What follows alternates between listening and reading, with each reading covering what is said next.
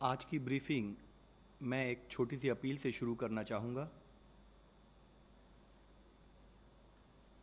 चलिए फिर से बच्चे बन जाते हैं। बच्चों और बचपन से हमें बहुत कुछ सीखना है। याद है जब बचपन में हमें खांसी बुखार हो जाता था, बदन दुखता था तो हम रोते हुए माँ के पास जाते थे और उन्हें अपनी तकलीफ बताते थे।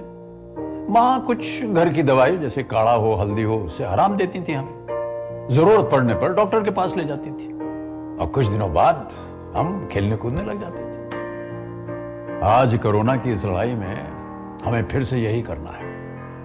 अपनी तकलीफ को अपनों को बताना है, राहत पाना है, इलाज कराना है, खेलना कूदना है, जीतना है। इसी में सबकी भलाई है। देखिए, बीमारी कोई कलंक नहीं होता है। परिवार तो आपका भला ही चाहता है ना। तो चलिए फिर से बच्चे बन जाते हैं, अपनी तकलीफ अपनों को बताते हैं। कोरोना से हमें लड़ना है, डरना नहीं है। आज जब हम कोविड-19 जैसी कम्युनिकेबल डिजीज से लड़ रहे हैं, तब कम्युनिटी से हमें हर तरह के सपोर्ट की सख्त ज़रूरत है और इसमें सबसे अहम है हेल्थ सीकिंग बिहेवियर। हम सबको मिलकर ये प्रयास करना है कि जिस भी किसी को कोविड-19 के सिम्टम्स डेवलप हों, वह उसे छुपाए नहीं बल्कि सामने आकर उससे संबंधित इलाज ले।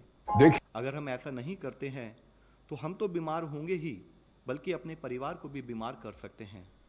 हर पेशेंट को अपने को बचाने के साथ साथ अपनी फैमिली को बचाने के लिए सरकार द्वारा प्रोवाइड की गई हेल्थ सुविधाओं को अपनाते हुए इस लड़ाई में अपना योगदान देना होगा। देश में अब तक 20,917 लोग कोविड-19 से क्योर हो चुके हैं और 44,029 केसेस एक्टिव मेडिकल सुपरविजन में हैं। पिछले 24 घंटे में अगर हम देखें तो पाते हैं कि टोटल केसेस में 4,213 केसेस का इंक्रीज नोट किया गया है, पर साथ में ही 1,559 पेशेंट्स क्योर भी हुए हैं। इस तरीके से हम देखें तो पाते हैं कि हमारा टोटल रिकवरी रेट अब 31.15% हो चुका है। कुल कंफर्म केसेस की संख्या इस समय 67,152 है। स्वास्थ्य मंत्रालय ने 8 मई को कंफर्म कोविड-19 पेशेंट्स के लिए एक रिवाइज्ड डिस्चार्ज पॉलिसी भी जारी की है। यह मिनिस्ट्री द्वारा ऑलरेडी इशूड गाइडलाइंस, जो कि हमारे 3 टियर कोविड फैसिलिटीज़ और categorization of patients based on clinical severity, उसके साथ अलाइंड है।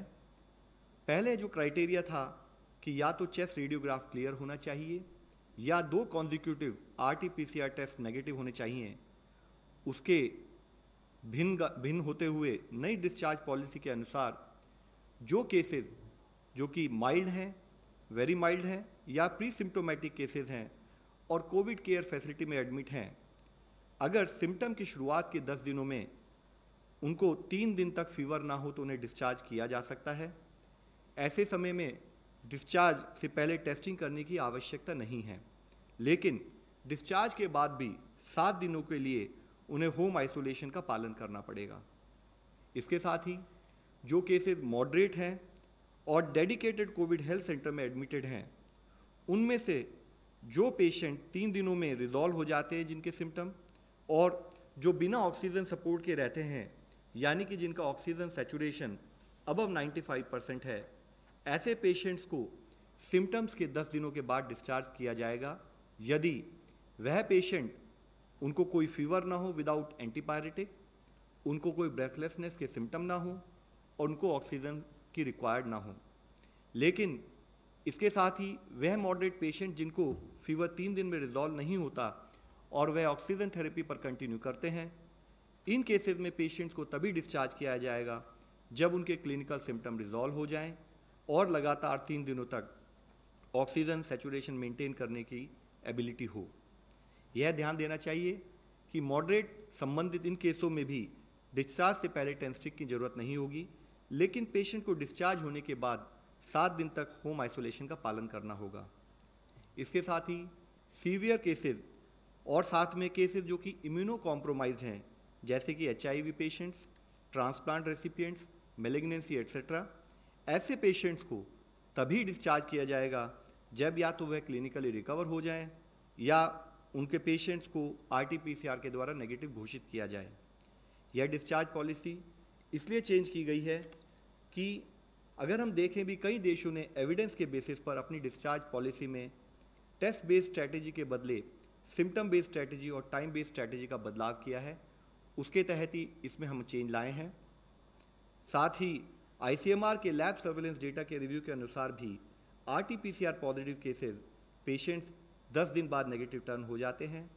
रिसेंट स्टडी से यह भी पता चला है कि viral load peak in the pre symptomatic period, यानी कि सिम्टम से 2 दिन पहले और अगले 7 दिनों में नीचे चला जाता है। यह discharge policy RT-PCR diagnose patients के लिए है। यह जानना जरूरी है कि यह डिस्चार्ज पॉलिसी होम और फैसिलिटी क्वारंटाइन पेशेंट्स के लिए नहीं है, क्योंकि क्वारंटाइन एसिम्टोमेटिक और हेल्दी पर्सन्स के लिए है जो वायरस से एक्सपोज हैं लेकिन उन्हें कोई सिम्टम नहीं दिखता है।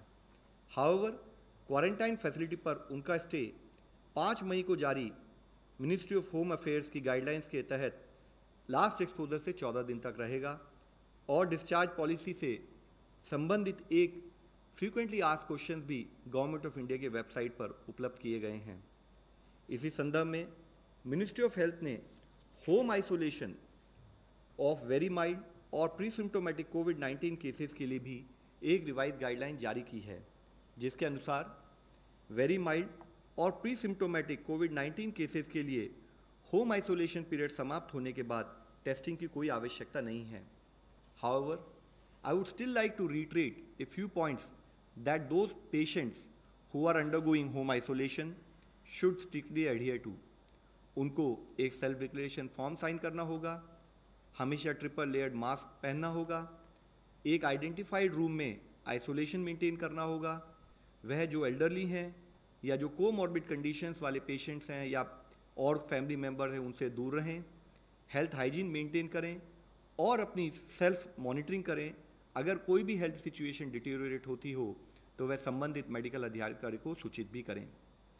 माननीय स्वास्थ्य मंत्री जी ने north eastern states Arunachal Pradesh, Assam, Manipur, Meghalaya, Mizoram, Nagaland, Tripura और सिक्किम के साथ एक वीडियो कॉन्फ्रेंस के जरिए राज्यों में कोविड स्थिति की समीक्षा की।